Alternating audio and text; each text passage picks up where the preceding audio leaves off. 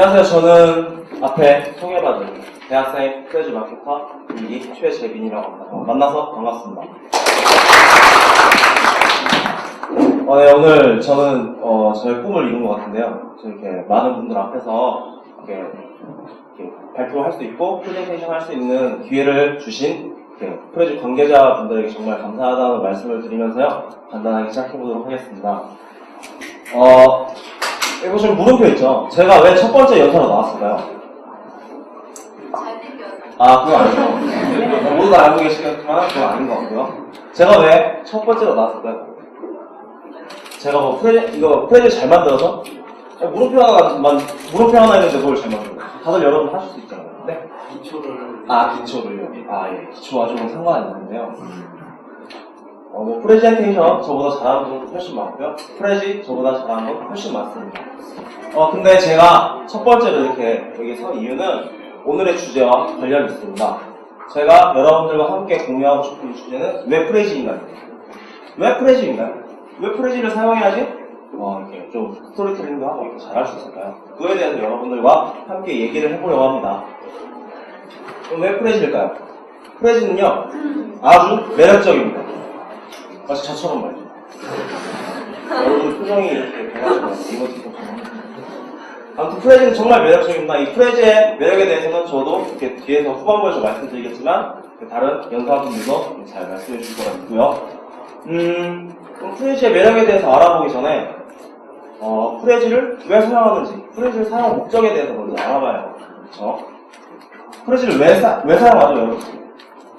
어떨 때 쓰죠? 네, 발표할 때 씁니다. 네, 프레젠테이션을 쓰죠. 프레젠테이션의 도구입니다. 그쵸? 이 프레젠테이션의 도구인데, 프레젠테이션은 그럼 언제 할까요? 아무도 대답이 없어요. 그냥 가벼운 마음으로 툭툭 던지시면 돼요. 아셨죠? 저와 함께 같이 하는 거잖아요. 같이 노는 분위기로 이렇게 던지시면 됩니다. 프레젠테이션은요, 언제 하냐면, 자, 대학생들 많으신데, 여기 대학생들이 아니셔도 마음만은 모두 다 대학생일 줄 거라고. 대학교에서는 이렇게 발표 수업을 하거나, 옛날에 한 것처럼 제가 옛날에 발표 동아리 같은 것도 했는데 발표 동아리에서 프레젠테이션을 하고요. 그리고 기업에서는 보고서를 이렇게 임원들에게 이렇게 구성을 잘해서 발표를 한다든지 혹은 마케팅을 할 때 혹은 입사 설명 같은 거 이렇게 할 때도 쓰고요. 여러분들 핸드폰 중에 G2 아시죠? 이거 말해도 돼요? 그 핸드폰을 그 제품 설명할 때 프레지를 사용했다고 해요. 처음 하셨죠? 이제 오늘 아셔도 이제 아는 척 하면 돼요. 그거 GX 그거 거기서 했대. 하시면 되고요. 이렇게 기업에서는 이런 정도로 사용을 하고요. 자, 그리고 강연, 오늘과 같은 강연에서 사용을 하겠죠. 요즘 제 사진이 있는데 잘 안 보이시죠? 안 보이신 게 다행이에요. 사진이 너무 잘 나와가지고 부담스러운데 실체를 오늘 드러내겠습니다. 자, 이렇게 프레젠테이션은 대학에서도 쓰이고요. 기업에서도 사용하고 이게 강연할 때도 쓰이고 그렇다 다른 활동에서도 많이 쓰이겠죠. 예를 들면은 선생님이 아이들을 가르칠 때 초등학생들 이런 거 보면 신기하게 너무 왔다 갔다 놀고 막 그러니까 신기하잖아요. 그렇죠? 그런 걸 할 때도 사용할 수 있겠고 공모전 같은 거 발표할 때도 쓸 수 있겠죠. 자, 그러면 이 프레젠테이션 할 때 가장 중요한 것은 뭘까요? 중요한 건 뭐라고 생각하세요?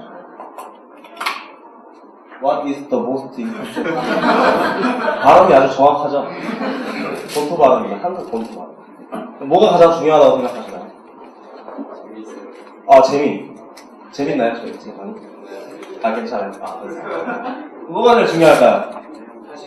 자신감. 메시지요. 다 중요합니다. 정말 중요합니다. 이런 게 나올 줄 알았어요. 디자인이 중요하다. 아쉽네요. 디자인. 제가 준비한 거와 좀 아쉽지만 다르지만 괜찮습니다. 발표 이런 식으로 하면 되죠. 네, 제가 생각할 많은 분들이 프레젠테이션 할 때 중요한다는 거 디자인 중요하죠. 디자인 정말 중요합니다. 제가 오늘 이렇게 만든 거 디자인 괜찮죠? 제가 스스로 만들었는데 저보다 멋지게 만드신 분이 많을 거예요. 근데 디자인 정말 중요하고요. 디자인에 사용하는 그 이미지 또한 중요합니다. 그쵸? 근데 이것보다 더 중요한 것이 있다고 생각하는데 그것은 바로 어빌리티? 반응 좋다. 어빌리티? 발표자의 능력일까요? 맞나요? 아닌가요? 능력 물론 중요합니다. 근데요 제가 생각할 때, 발표를 할 때, 프레젠테이션 할 때 가장 중요한 것은 바로 여러분들이라고 생각합니다. 청중과 이 발표자가 같이 이렇게 눈을 마주치고, 제가 지금 눈을 이렇게 하고 보고 있잖아요. 그렇죠? 제 눈을 보고 계시잖아요.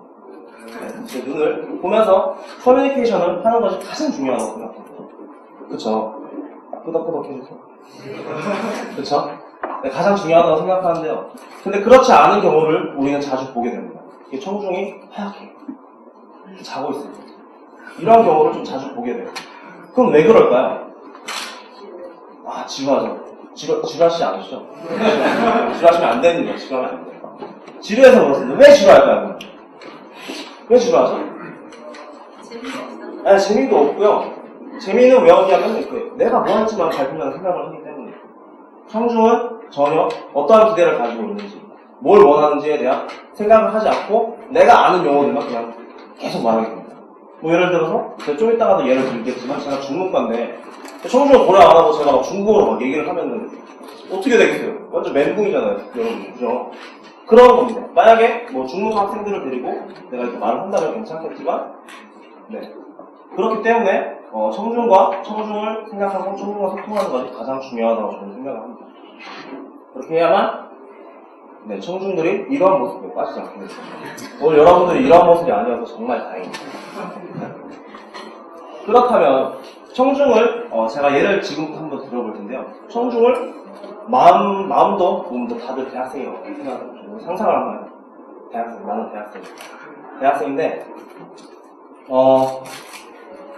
여기서 가장 중요한 포인트가 나와요. 저랑 키가 비슷한 연예인이 하나 있어요. 제가 키가 별로 안 큰데 키가 비슷한 연예인 중에 되게 멋있는 분이 있어요. 결혼을 했는데 이병헌 씨인데 이병헌 씨는 말하는 키만 비슷해요. 키만. 외모는 비슷하지 않다고 말해요. 이병헌 씨는 어떤 광고에 단언컨대 메타는 가장 완벽한 무지이다 말합니다. 저는 단언컨대 말씀드릴 수 있습니다. 단언컨대 프레지는요 가장 완벽한 프레젠테이션의 도구는 도구일 수도 있고 아닐 수도 있다고. 프레지 마케터, 프레지 세미나 와가지고 이게 무슨 말이지? 라고 생각하실 수도 있는데요. 프레지를 그만큼 잘 사용하느냐, 잘 못 사용하느냐에 따라서 그것이 갈린다고 저는 생각합니다. 그렇다면 프레지에 아까 제가 처음에 이게 거꾸로 된 게 말씀드린 이름 봐야죠.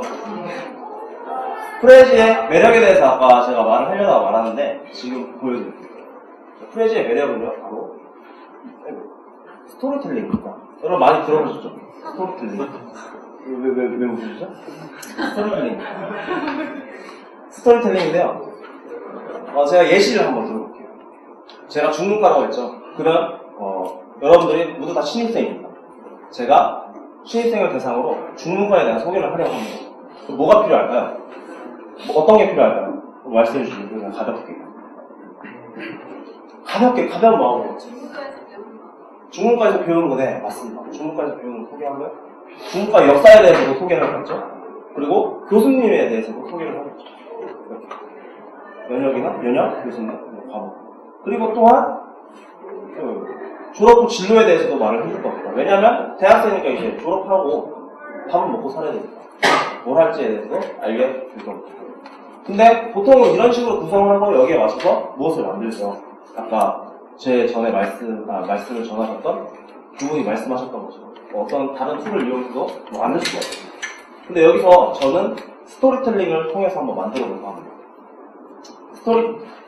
저는 오늘 학교를 갔는데요. 11월 28일의 일기라는 제목으로 한번 이 과를 소개해 보도록 하겠습니다. 제가 다니는 학교는 건국대학교입니다. 건국대학교는 2호선도 있고 7호선도 있습니다. 여기서 7호선, 여기를 타고 이렇게 갈지, 아니면 어린이대공원역에서 내려서 이렇게 갈지, 오늘 고민을 많이 했다. 이런 식으로 일기를 씁니다. 일기를 쓰는 거예요, 지금.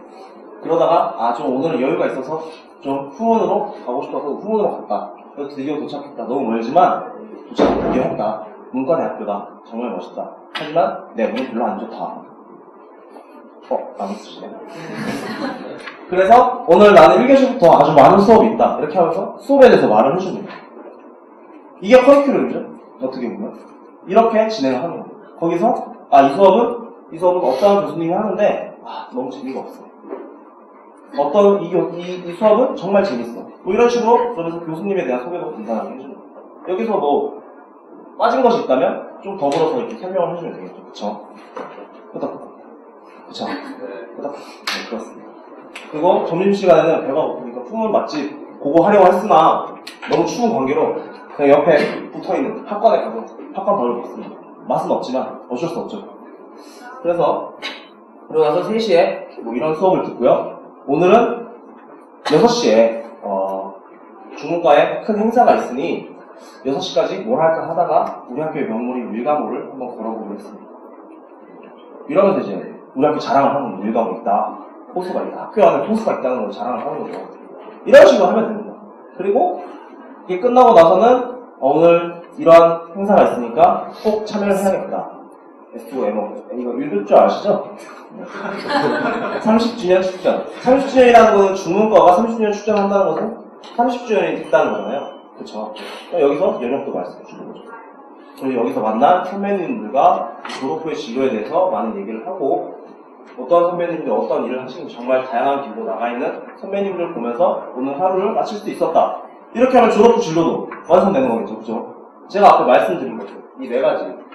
다들 자, 이렇게 4가지 다 완성됐죠. 그쵸? 그러면 여러분 여기서 한번 선택의 시간을 드릴게요. 이 둘 중에서 어떠한 것이 더 낫다고 생각하시나요?